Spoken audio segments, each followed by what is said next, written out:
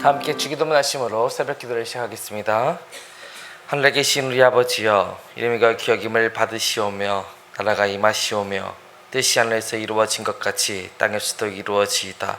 오늘 우리에게 일용할 양식을 주시옵고 우리가 우리에게 죄 지은 자를 사하여 준 것 같이 우리 죄를 사하여 주시옵고 우리를 시험에 들게 하지 마시옵고 다만 악에서 구하시옵소서. 나라와 권세와 영광의 아버지께 영원히 있사옵나이다. 아멘. 다 함께 찬송가 435장 함께 찬양하겠습니다.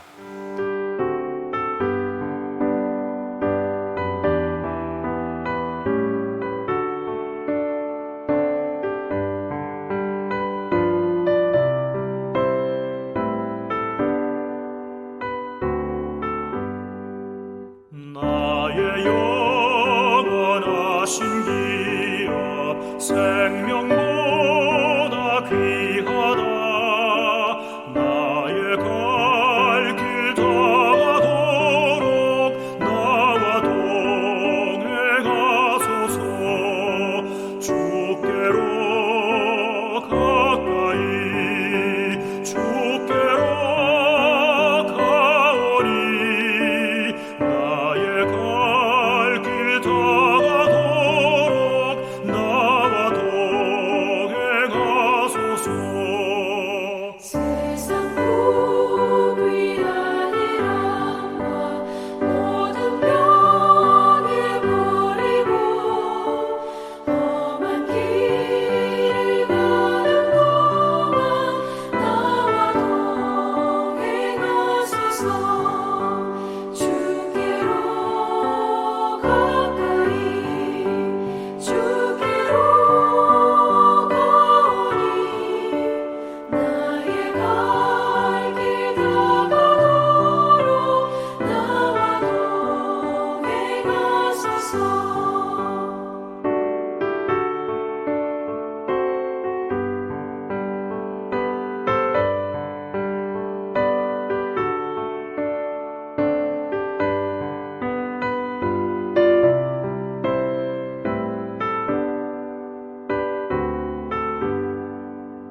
어둠 골짝 지나가며 험한 바다 건너서 전문 문에 이르도록 나와 동행하소서. 주께로 가까이 주께로 가오니. 나의 갈 길 다가도록 나와 동행하소서.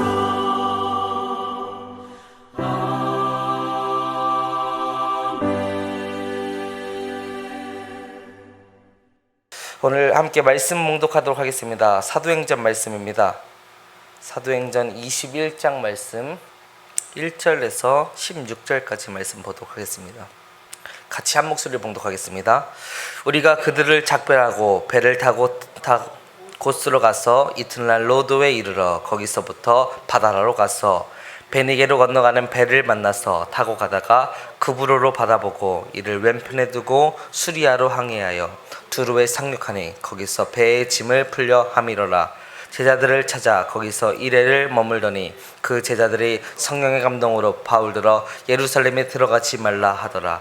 이 여러 날을 지낸 후 떠나갈새 그들이 다 그 처자와 함께 성문 밖까지 전송하거늘 우리가 바닷가에서 무릎을 꿇어 기도하고 서로 작별한 후 우리는 배에 오르고 그들은 집으로 돌아가리라.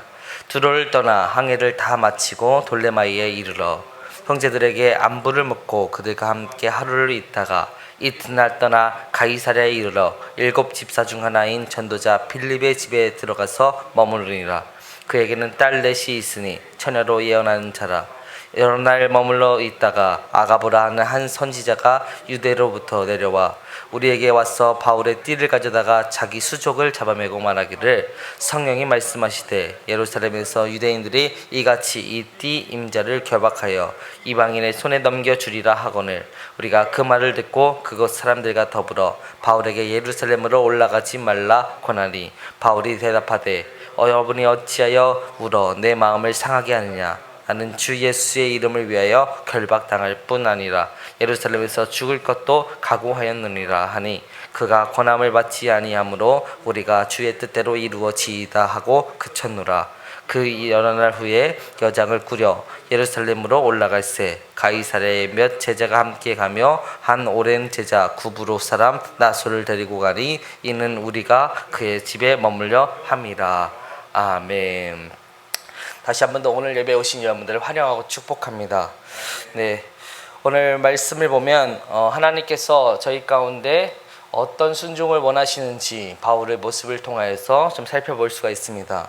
하나님의 계획과 우리의 뜻이 다를 때 우리는 하나님의 뜻에 의지하면서 나아가는 것이 하나님께 순종하는 것이라고 생각하는데 오늘 본문은 조금 다른 모습을 보여주고 있습니다. 하나님이 계속 반복적으로 말씀하시는데도 성령님을 통해서 반복적으로 어떤 일을 말씀하심에도 불구하고 바울이 그것을 거부하고 있는 모습이 보이기 때문입니다. C.S. 루이스라는 저자가 있습니다. 20세기 가장 훌륭한 기독교 변증가라고 알려졌는데요. 이 C.S. 루이스가 순전한 기독교에서 하나님께서 왜 인간들에게 자유의지를 주셨을까에 대해서 이렇게 말하고 있습니다. 악을 가능케 하는 것도 자유의지지만 사랑이나 선이나 기쁨의 가치를 부여하는 유일한 것 또한 자유의지이기 때문입니다. 우리가 악을 행할 수 있는 것도 우리의 의지로 할 수 있는 것이지만 사랑이나 선을 행할 수 있는 것도 우리의 의지로서 할 수 있다는 것입니다. 이것을 통하여서 우리는 우리가 하나님의 말씀 가운데서 어떤 선택을 할 수 있는지 살펴볼 수가 있습니다. 오늘 보면 1절부터 3절의 말씀을 한번 보시면요, 이 일정에 대해서 반복적으로 소개를 하고 있습니다. 예루살렘으로 올라가는 일정이라는 것이죠. 이 일정에 대해서는 먼저 어디서 시작이 되냐면 20장에서 시작이 되게 됩니다. 20장 14절 15절을 보면 바울이 아수에서 우리를 만나 우리가 배에 태우고 미돌로레로 갔어. 거기서 떠나 이틀날 기호 앞에 오고 그 이틀날 사모에 들리고 또 그 다음날 밀레도에 이르니라. 이 바울은 아수에서 배를 타고 밀레도에 거쳐서 에베소 장로들을 만나서 작별 인사를 하게 됩니다. 그리고 그곳에 다시 한 번 더 예루살렘을 가기 위한 여정이 시작되었습니다. 근데 이 밀레도라는 곳에서 장로들을 만나서 바울이 자신 앞에 있는 성령님의 역사에 대해서 이렇게 얘기를 하는데요. 20장 23절 24절을 보시면 오직 성령이 각 성에서 내게 증언하여 결박과 환난이 나를 기다린다 하시나 내가 달려갈 길 주 예수께 받은 사명 곧 하나님의 은혜와 은혜의 복음을 증언하는 일을 마치려 하면은 나의 생명조차 조금도 귀한 것으로 여기지 아니하노라 라고 말한다는 것입니다. 하나님께서는 바울에게 환상을 보여주십니다. 성령님을 통해서 놀라운 환상을 보여주십니다. 그것은 앞으로 갈 그곳 가운데 결박과 투옥이 너에게 기다릴 것이다. 네가 그곳 가운데서 힘든 여정이 있을 것이다 라고 말씀하신다는 것이죠. 이건 단순히 그냥 육체적으로 그냥 고단한 그런 정도가 아니라 너의 생명이 위험할 것이다 라고 하는 하나님의 경고였습니다. 그 말씀을 붙드는 사도 바울은 어떤 결정을 내려야 될까요? 사실 우리 같으면 이런 하나님의 위험한 경고가 있다라고 하면 우리는 그 일정을 중단하고 하나님의 일 가운데서 우리가 다른 일정이 무엇이 있을지 한번 살펴볼 것입니다. 하지만 이 말씀을 받은 성령님께 받은 말씀을 받은 이 사도 바울은 예루살렘에 가면 고난이 있을 것이라는 그 말씀을 붙들고 이 말씀을 어떻게 해석하였냐? 고난이 있으니 피하여야겠다 이렇게 해석하지 않고 고난이 있으니까 더욱더 기도하고 잘 준비하여야겠다라고 생각을 한다는 것입니다. 앞으로 있을 사도 바울의 앞날에 고난과 투옥이 있을 것인데 그는 인격적으로 성령님을 만나면서 성령님이 우리 가운데 어떤 일을 하실지 다시 한 번 더 생각해 보게 된다는 것이죠. 우리는 똑같은 일을 할 때요 억지로 할 수도 있고요 아니면 자원해서 할 수도 있습니다. 그런데 억지로 하는 마음과 자원하는 마음으로 하는 그 일 가운데서는 분명 다른 결과가 일어날 것이라는 것이죠. 사도 바울은 그 자기가 해야 될 일을 분명히 내가 왜 어떻게 해야 되는지에 대해서 자원하는 마음으로 하나님께 나아가고 있습니다.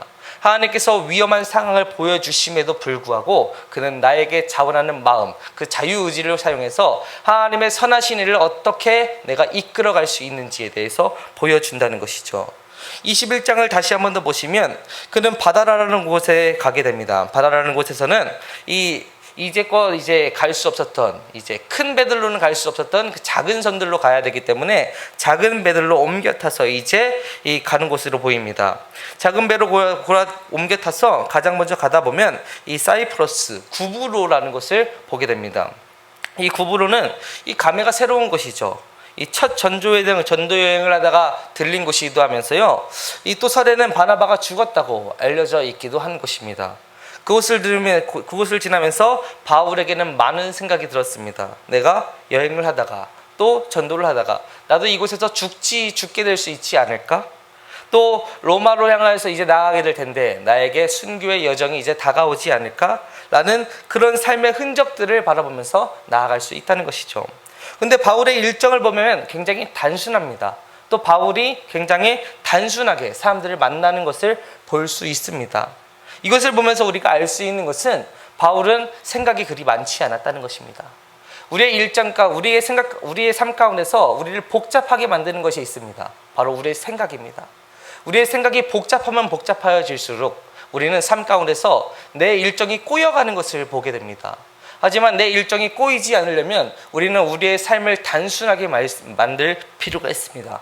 바로 예수 그리스도를 향하여서만 단순하게 나아가는 것이죠. 그렇게 되면 우리의 삶 가운데서 꼬이지 않은 우리의 역사를 볼 수가 있습니다.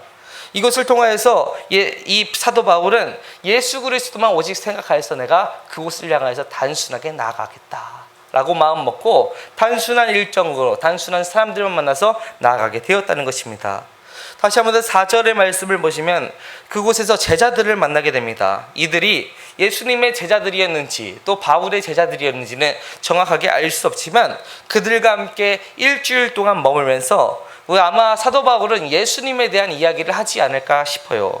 왜냐하면 우리는 비슷한 부류의 사람들을 만나면 비슷한 이야기를 하게 되잖아요. 운동 좋아하는 사람들을 만나면 운동 얘기하게 되고, 또 요리 좋아하는 사람들 만나면 요리 이야기하고, 또 게임 좋아하는 사람들 게임 이야기하고, 또 이제 어머니들 만나면 이제 육아 이야기 하기 바쁘죠.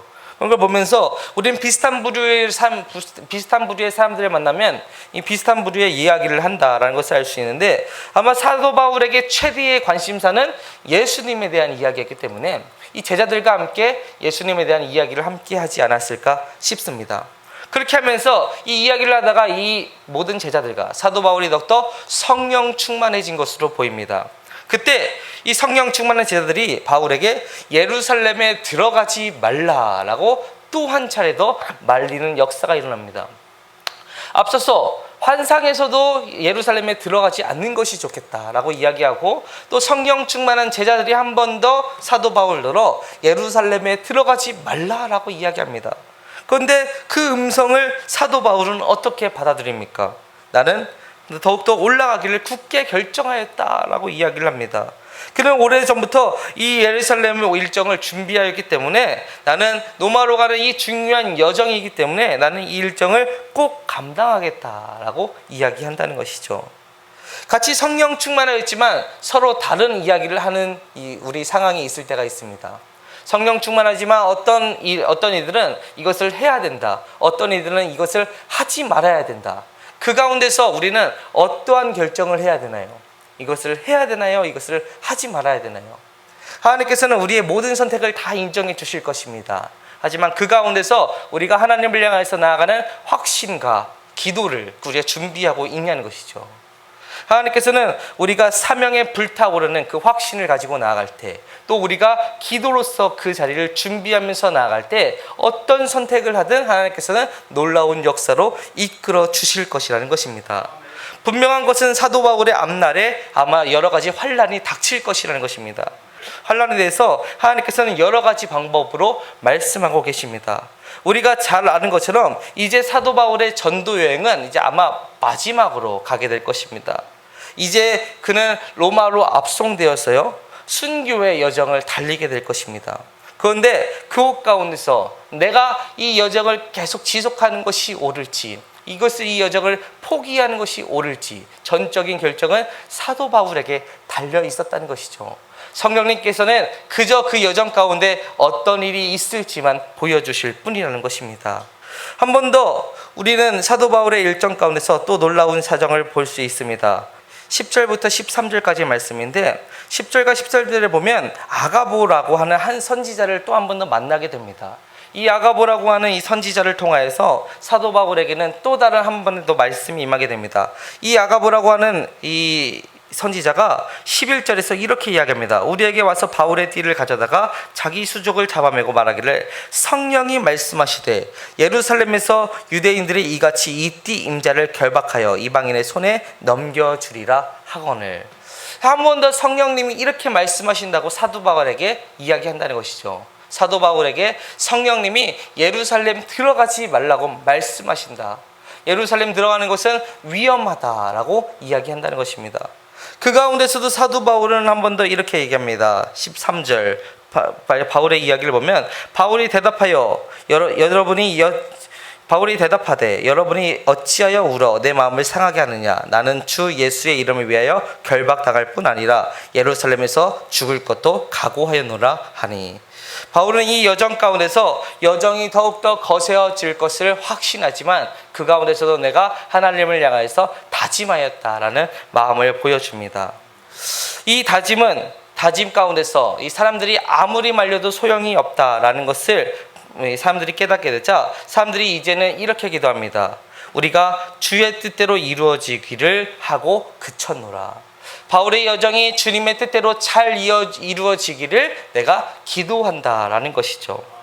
성령님의 감동으로 이루어지는 모든 일들 가운데서 우리는 어떻게 이 일들을 바라봐야 될까요? 어떤 사람에게 자꾸 권면해도 받아들이지 않을 때 우리는 어떻게 해야 될까요? 만약 우리가 이 본문을 보면서 이렇게 생각을 해볼 수가 있습니다. 사도 바울이 만약 안전한 일정을 택했더라면 사도 바울의 역사는 어떻게 변했을까? 아마 사도 바울은 순교하지 않았을 수도 있을 수도 있습니다. 하지만 성령님의 역사는 일어나지 않았을 수 있다는 것입니다. 오늘 말씀을 보면서 아주 중요한 단서를 하나 발견하게 됩니다. 이 사람들이 아주 기도하기를 포기하였는데요. 사도 바울을 위하여서 이 권면하기를 포기하였는데요. 이 권면하기를 포기하면서 한 말이 있다는 것입니다. 바로 그것은 주의 뜻대로 이루어지기를 바라나이다. 주님의 뜻대로 이루어지기를 바란다는 것이죠. 이 사람들은 내가 너 잡혀갔다가 너 예루살렘에 가면 잡혀간다고 얘기했지, 너 그곳 가서 내가 죽는다고 얘기했지 라고 이야기하지 않고 그곳 가운데서 주님의 뜻대로 사도 바울의 역사가 일어나기를, 성령님의 역사가 일어나기를 같이 기도하였다는 것이죠. 여러분, 이것이 우리 교회 공동체가 나아갈 갈 길이 아닐까 싶습니다. 우리가 서로 권면해주고 서로 위로해주는 것은 함께 기도해주는 일인 것입니다. 사도 바울에게 여러 가지 환상이 있었습니다. 사도 바울에게 직접 일어났던 환상도 있고요. 또 다른 사람들을 통해서 보여주는 환상들도 있었습니다. 그 환상을 통해서 하나님이 보여주시는 것은 같은 동일한 상황이었습니다. 사도 바울에게 앞으로 여러 가지 환난과 고난이 있을 것이라는 것이었습니다.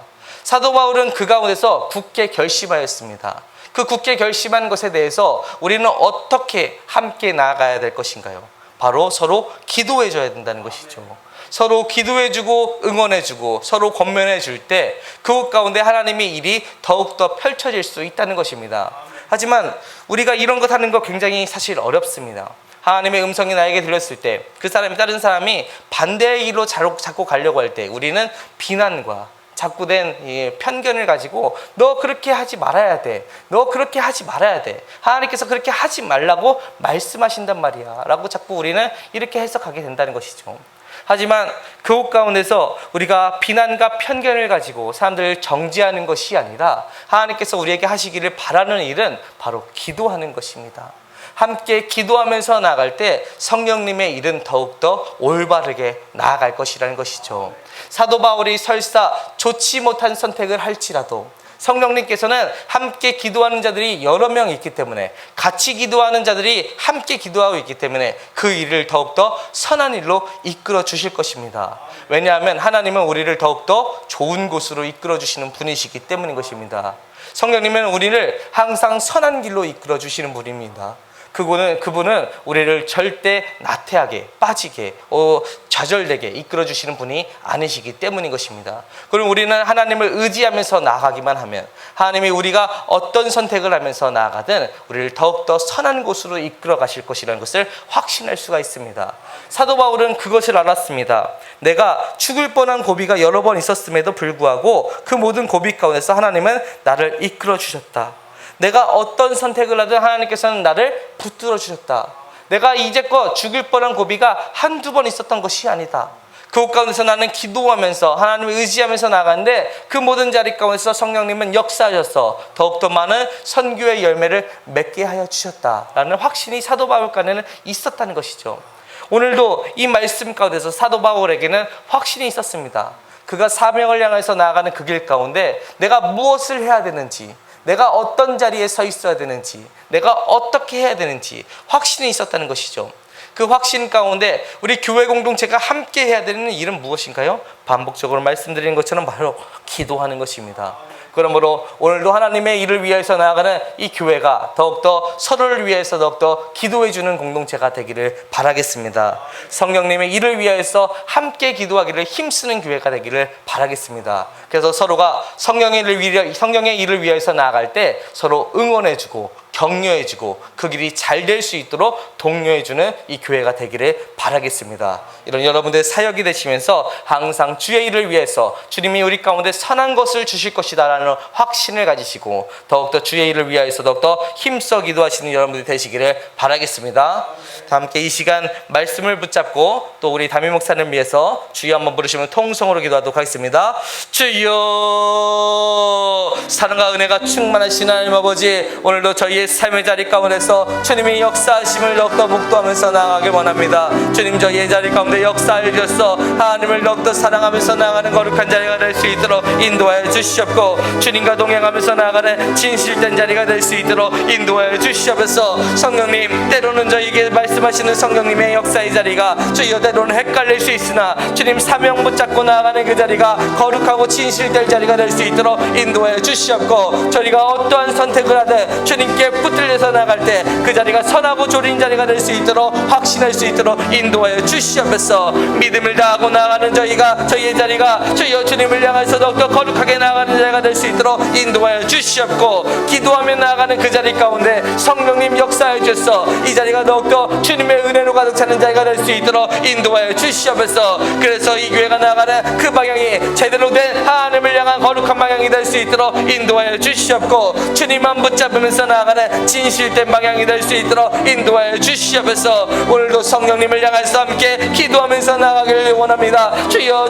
저희 가운데 말씀하여 주셔서 성령의 역사가 일어나는 이 교회가 될 수 있도록 인도하여 주시옵고, 하나님을 더욱더 의지하면서 주의 일 가운데서 더욱더 주여 저희가 함께 나아가기를 힘써 나아가는 교회가 될 수 있도록 인도하여 주시옵소서. 오늘도 주님의 말씀을 붙잡으면서 나아갈 때 저희 가운데 거룩한 주의 사역이 더욱더 일어날 수 있도록 인도하여 주시옵고, 주님의 놀라운 사역의 역사가 펼쳐갈 때 주여 저희 가운데 주님이 말씀하시는 비전과 소망이